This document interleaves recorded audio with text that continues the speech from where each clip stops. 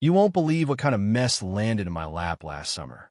And I mean that almost literally, because if you've ever had a neighbor hijack your morning before you've even finished your first cup of coffee, well, just buckle up. I swear, even my own family thought I'd finally lost it for good this time. Picture this. I'm just sitting on my porch, dog at my feet, enjoying the smell of fresh coffee and the complete lack of drama on a quiet Saturday, when suddenly my phone pings. Not your average good morning kind of text, either. No, this one starts with, "You need to sit down for this." And when your neighbor tells you to sit down, you sit down, right? So I settle in, cup halfway to my lips, and I open up the message, and my jaw hits the floor. I'm telling you, that coffee almost made a high-speed exit right out my nose. My dog gives me that look, you know the one, judging me with those deep, patient eyes like, here we go again. And sure enough, I look out my window and see it. My neighbors, those folks I'd wave at maybe a dozen times, always seemed nice enough, had just built a whole dang guest house. Not in their backyard, not off to the side, nope, right on top of my septic tank. My septic tank. You know, the sacred spot where all my business goes to retire in peace. Who in their right mind looks at a perfectly good yard and says, "Hey, let's plop a little Airbnb right on the neighbor's poop pit." But there it stood, all shiny beams and fresh paint, with a little welcome guests sign staring me down like the start of some bizarre suburban horror flick. So, of course, I march myself over there, trying to keep things civil, at least for the first 5 seconds. I ask, "Hey, y'all realize what you just built on top of?" The look I got, it was a classic. One neighbor gasped, clutching her pearls like she just saw a ghost, and the other rolled his eyes so hard I half expected to see them come rolling back out his ears. And then she says it, "Oh, it's just dirt, right? No big deal." I laughed, an ugly, nervous sound, halfway between a giggle and a full-on scream. There I was in my own yard, staring at this luxury outhouse. Let's call it what it is, wondering how in the world I was living through this particular episode of Suburban Nightmares. Now, you gotta understand, I'm not the confrontational type, but I'm also not about to let my neighbors Airbnb their way to riches on top of my literal waste. So, I do what any sane person does when a crisis hits. I call my lawyer. Bless her, she manages not to snort when I explain the situation, and then she tells me, straight-faced, "You know, you could actually make them pay you for this." And just like that, the light bulb flicks on. Waste rent. I'm talking actual money for every day they keep their fancy little guest suite parked on my personal septic spa. Sounds wild, right? Well, I got real official about it. Drew up a chart, made columns for the date, occupancy, and, of course, waste rent due. Day 3. I'm already cracking up at how official it all looks. By the end of the first week, my neighbors are waving cash at me like I'm the tip jar at their favorite bar. Except I'm tipping them off that their plumbing choices are about to cost them. But let me back up a sec, because the comedy gold didn't really start until I finally stepped inside their guest house. I wanted to make sure nothing structural was about to cave in. After all, I'm not a monster. The look on their faces as I walked in, pure panic, like I just busted them smuggling rare parrots or hiding a secret Narnia portal behind the couch. Instead, it's just me, their waste landlord, inspecting the goods. I walk around, taking notes, even make a little sketch for my records. They offer me tea. I decline. I mean, would you? Not in that house. But by the end of that week, it hit me. I had stumbled headfirst into a cocktail of suburban justice and comedy, so pure it ought to be illegal. Here's the thing. Everybody wants to get rich off Airbnb these days, right? But me? I'm making bank letting folks pay me to sit directly over my legacy. There's something so poetic about that, don't you think? I mean, you literally cannot make this stuff up. The absolute best part, the cherry on top, was when I realized just how much I could charge. $400 a day. Let that sink in.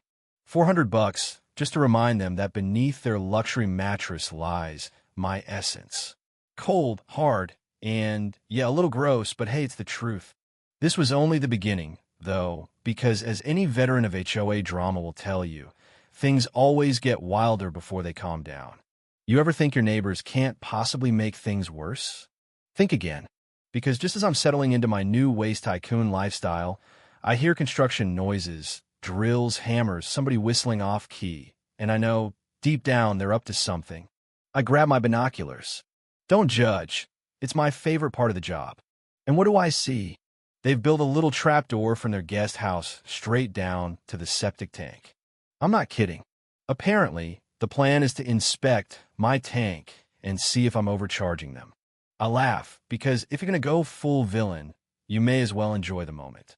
I'll leave a note on their door that says, "Waste inspection delayed due to high-quality liquid reserves. Please try again tomorrow. Your friendly waste landlord." I even drew a little poop emoji with a crown.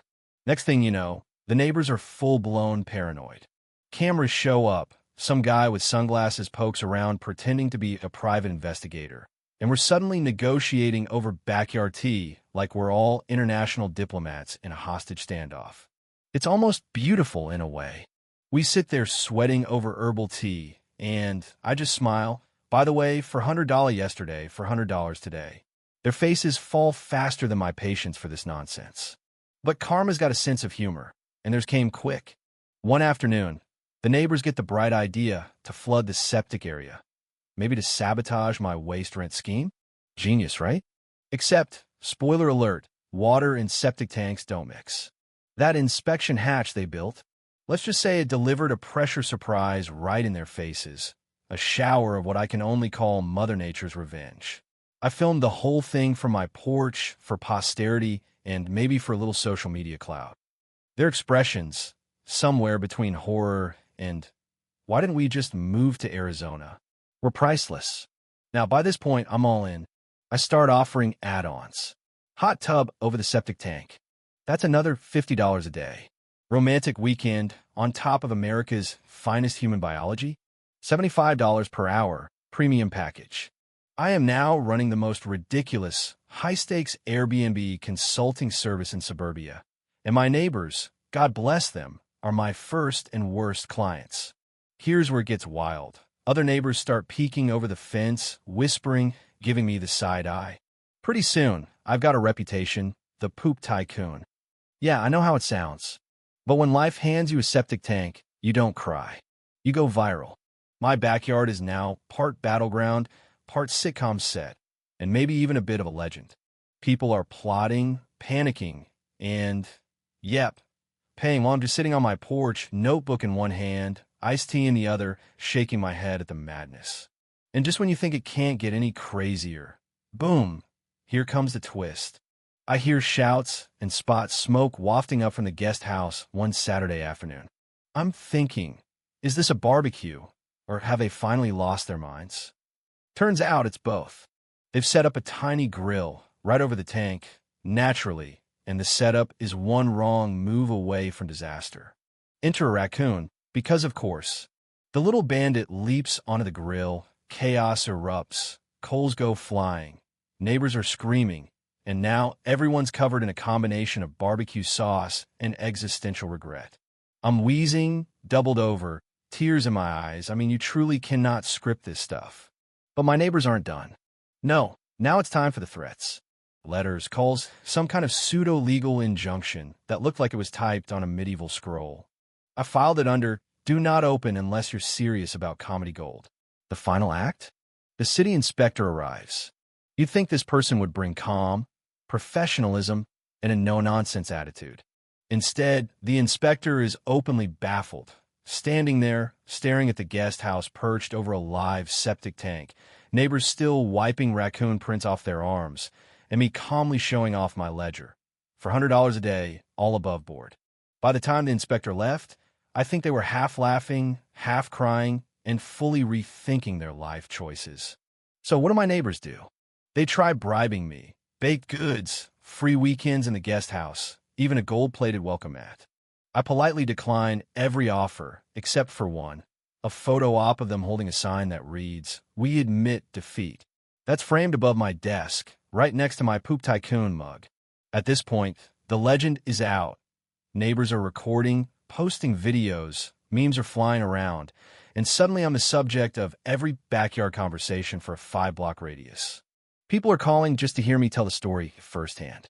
And honestly, I realize something beautiful in all this chaos. Sometimes, life hands you a pile of you-know-what, and you turn into laughter, stories, and if you play your cards right, a pretty nice little side income. By the end of it all, I'm back on my porch, iced tea in hand, watching the sun go down, counting those $400 bills like a villain in some family-friendly movie. My neighbors? Well, they learned the power of a misplaced guest house and the magic of a little creative problem solving.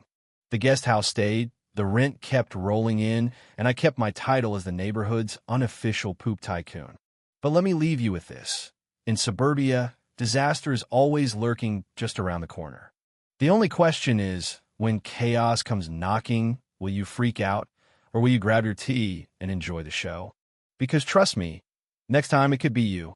So tell me, what would you do if your neighbor pulled a stunt like this? Ever had a run-in with the law, the HOA, or just plain old bad luck that turned into your own legendary story? Drop your wildest neighborhood drama in the comments. I want to hear every detail.